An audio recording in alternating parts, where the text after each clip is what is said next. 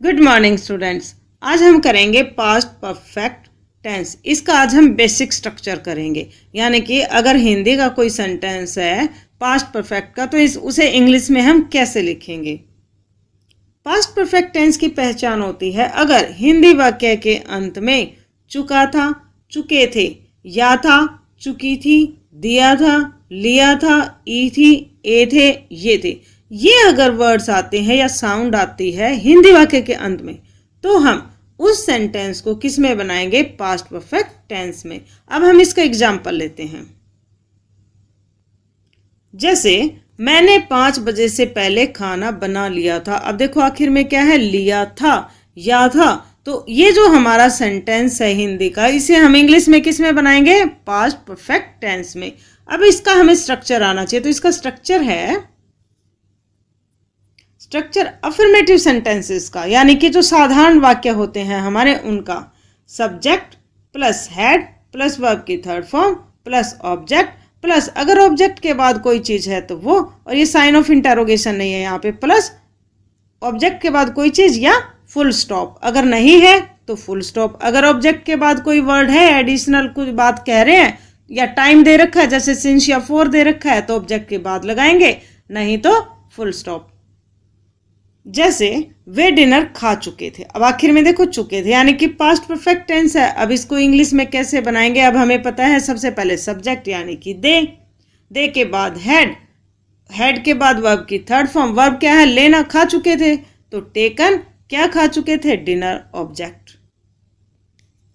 Next sentence है उसने तुम्हें मेरे बारे में पहले ही बता दिया था। आखिर में देखो क्या है? या था। अब या था तो ये सेंटेंस किस में बनेगा? पास्ट परफेक्ट टेंस में। अब उसका स्ट्रक्चर क्या है? उसने यानी कि सब्जेक्ट क्या है? अगर लड़की है तो सी, लड़का है तो ही। और सब्जेक्ट के बाद हम किसका यूज करेंगे? हेड के बाद हम किसका यूज करेंगे? वर्ब की थर्ड फॉर्म। वर्ब क्या है इसमें? बताना। बताने की इंग्लिश क्या होती है? टेल की third form told.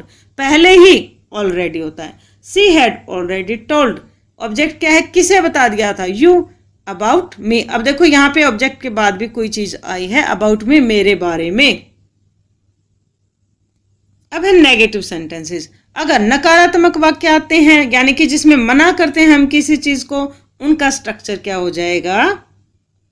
Subject plus head note plus verb की थर्ड फॉर्म प्लस ऑब्जेक्ट। अगर ऑब्जेक्ट के बाद कोई वर्ड है, कोई बात है, तो वो, नहीं तो फुल स्टॉप।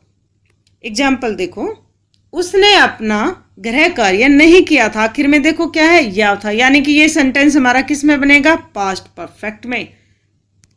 तो सबसे पहले सब्जेक्ट यानी कि ही, हेड नोट। सब्जेक्ट के बाद हम किसका प्रयोग करेंगे? हेड नोट का।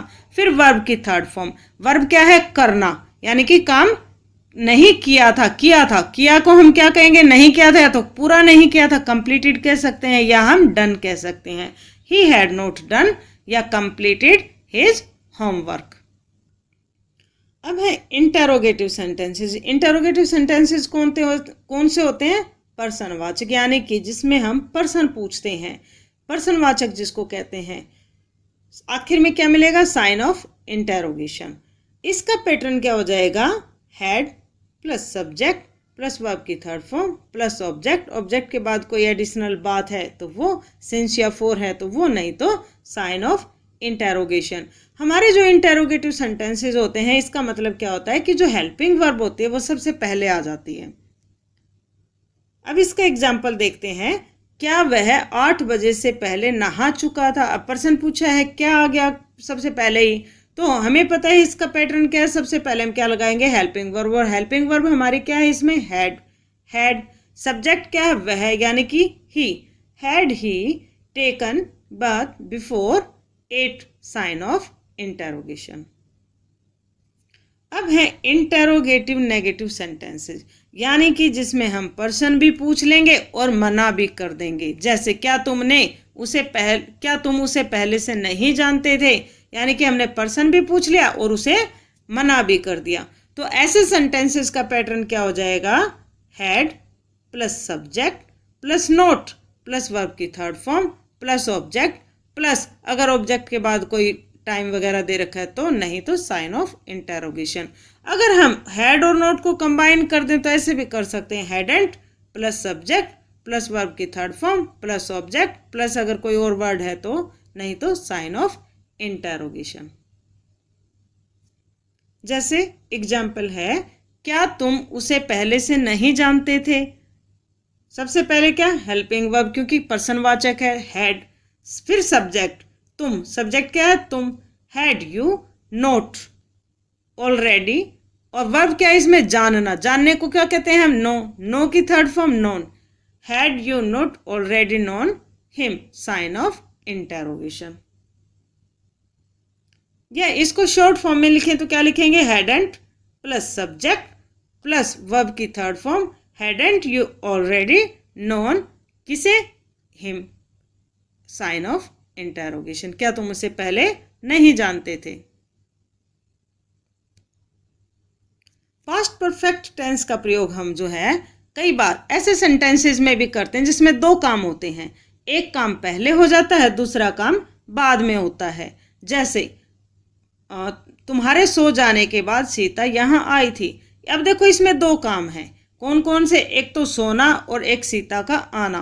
तो ऐसे जो सेंटेंसेस होंगे उसे हम कैसे बनाएंगे, यानी कि जब दो कार्य एक के बाद दूसरा पूरा हो, यानी कि पहले एक हो उसके बाद दूसरा काम पूरा हो, तो जो पहले पूरा होगा काम, यानी कि जो काम पहले होगा उसके लिए हम पास्ट परफेक्ट, और जो बाद में होगा उसके लिए हम क्या यूज करेंगे, पास्ट इंडेफिनेट। वैसे भी कॉमन सेंस लगा लेना कि पास्ट इंडेफिनेट टेंस हमारा पहले आता है लेकिन उसका प्रयोग हम बाद में करेंगे, और पास्ट परफेक्ट बाद में आता है उसका हम पहले करेंगे। याद रखने के लिए ऐसे भी कर सकते हो, या सिंपल भी याद कर लो इसे कि जो काम पहले होगा उसे हम पास्ट परफेक्ट में लिखेंगे क्योंकि परफेक्ट का मतलब कंप्लीट, और जो बाद में होगा उसके लिए हम क्या यूज करेंगे, पास्ट इंडेफिनेट यूज करेंगे। जैसे अब ये सेंटेंस हमने देखा था,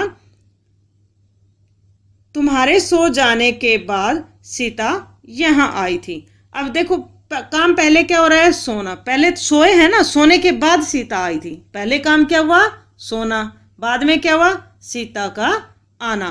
तो पहले वाले काम को हम किस में बनाएंगे, परफेक्ट में। अब परफेक्ट का हमें पता है कि भाई सब्जेक्ट यू हैड और वर्ब की third form, you had slept. उसके पहले क्या लिखेंगे, सीता केम हियर आफ्टर, भाई सीता यहाँ आई थी। अब केम क्या है, वर्ब की सेकंड फॉर्म। वर्ब की सेकंड फॉर्म का मतलब पास्ट इंडेफिनिट, यानी कि सीता यहाँ आई थी को हम किस में लिखेंगे, पास्ट इंडेफिनिट में, क्योंकि सीता बाद में आई है। पहले काम क्या हुआ था, सोना। तो सीता केम हियर, यानी कि ये हमारा क्या हो गया, past indefinite. After you had slept, पहले काम ये हुआ था तो इसमें हमने किसका प्रयोग किया, पास्ट परफेक्ट का। एक सेंटेंस और देखते हैं, अध्यापक के स्कूल पहुंचने से पूर्व छात्र, यानी कि पहले जो है छात्र कक्षा से जा चुके थे। अब देखो पहले काम क्या हुआ है, पहले बच्चे गए थे, बाद में अध्यापक स्कूल में आए थे। यानी कि सेंटेंस को पढ़ो अच्छी तरह से, अध्यापक के स्कूल पहुंचने से पूर्व हुई, पूर्व का मतलब पहले, यानी कि अध्यापक नहीं पहुंचा था, पहले ही क्या हुआ, छात्र कक्षा से जा चुके थे।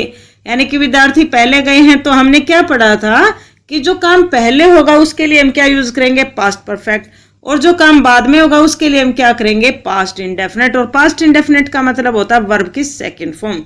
तो पहले क्या हुआ, बच्चे जा चुके थे। The students had left the class before teacher reached school, अध्यापक स्कूल पहुंचे उससे पहले ही छात्र जो हैं कक्षा से जा चुके थे। एक्सरसाइज है, इसके भी 5 सेंटेंसेस हैं लेकिन पांचों को 4 पार्ट्स में बनाना है, यानी कि अफर्मेटिव बनाना है, नेगेटिव बनाना है, इंटेरोगेटिव बनाना है एंड नेगेटिव इंटेरोगेटिव बनाना है।